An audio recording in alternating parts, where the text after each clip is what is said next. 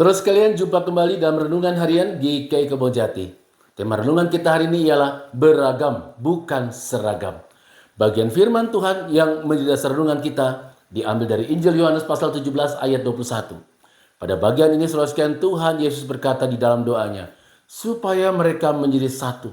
Sama seperti Engkau ya Bapa, di dalam aku dan aku di dalam Engkau, agar mereka juga di dalam kita, supaya dunia percaya bahwa Engkaulah yang mengutus aku.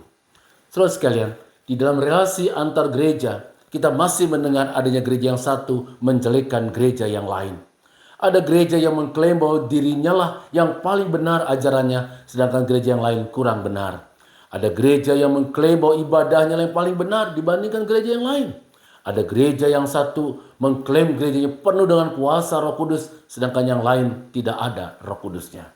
Saudara sekalian, sikap seperti ini bukan sikap yang tepat dan benar dalam relasi antar gereja, antar umat Allah.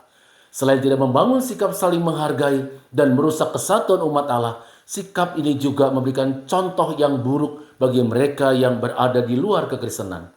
Mereka yang bukan Kristen dapat mempunyai penilaian yang buruk terhadap gereja dan kekristenan itu sendiri.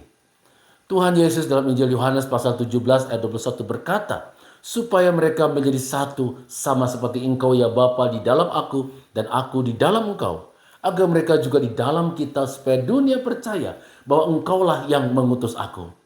Jadi saudara sekalian, di dalam doa ini Tuhan Yesus meminta kita agar setiap orang yang menjadi muridnya menjadi satu, hidup dalam persatuan, hidup dalam sinergi satu terhadap yang lain, tidak terpecah belah yang melemahkan kesatuan umat. Satu yang dimaksud dalam Injil Yohanes ini saudara sekalian bukan artinya satu dalam keseragaman, melainkan satu di dalam keberagaman. Sama seperti para murid Yesus juga sangat beragam latar belakang keluarga, latar belakang pendidikan, dan juga berbeda cara pandang mereka terhadap kehidupan. Tetapi mereka satu dalam keberagaman dan saling menghargai keunikannya masing-masing. Dalam keunikan dan dalam keberagaman, mereka saling melengkapi, saling menguatkan. Mereka membangun sinergi, bukan untuk saling bersaing, bukan untuk saling menjelekkan, dan juga bukan untuk saling menjatuhkan satu terhadap yang lainnya. Saudara sekalian, hal ini juga ditegaskan kembali Rasul Paulus dalam surat 1 Korintus pasal 12 ayat 12 ketika dia berkata, sama seperti tubuh itu satu, dan anggota-anggotanya banyak, dan segala anggota itu sekalipun banyak merupakan satu tubuh. Saudara sekalian, apa yang harus kita lakukan agar kita dapat melakukan kehendak Tuhan ini dalam membangun relasi antar gereja? Bagaimana kita menjadi satu dalam keberagaman? Yang pertama, saudara sekalian, cintai dan hargai apa yang menjadi ciri khas atau keistimewaan gereja kita sendiri. Satu dalam keberagaman hanya dapat terjadi jika kita mengenal dan menghargai apa yang menjadi ciri khas atau keistimewaan gereja kita sendiri, gereja kita masing-masing. Ciri khas dalam ibadah, ciri khas dalam berdoa, ciri khas dalam pengajarannya, dan sebagainya. Sikap saling menerima dan menghargai yang lain hanya bisa terjadi jika kita tahu siapa diri kita dan apa yang menjadi ciri khas kita ketika kita berjumpa dengan yang lain. Mereka yang tidak mengenal, mencintai, menghargai apa yang menjadi ciri khas atau keistimewaan gerejanya sendiri tidak akan dapat menciptakan relasi yang saling membangun dalam keberagaman. Mengapa saudara sekalian? Karena mereka akan sangat mudah menghargai bahkan membanggakan keunikan orang lain, gereja lain.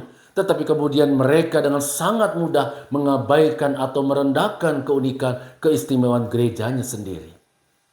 Yang kedua saudara sekalian, perbedaan dalam cara beribadah, cara berdoa, atau ajaran atau doktrin tidak boleh menjadi penghambat dalam membangun relasi dan kerjasama pelayanan.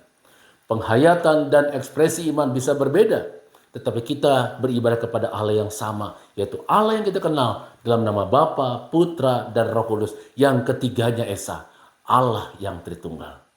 Gereja kita adalah bagian dari tubuh Kristus dalam kebersamaan dengan gereja-gereja yang lain.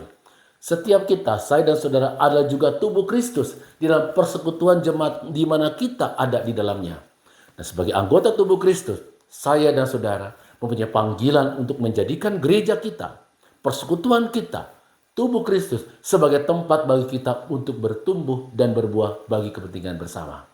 Saudara sekalian, jika kita dapat menciptakan kesatuan gereja di dalam keberagaman, maka dunia akan percaya bahwa kita adalah murid-murid Kristus yang setia. Tuhan memberkati kita semua. Amin.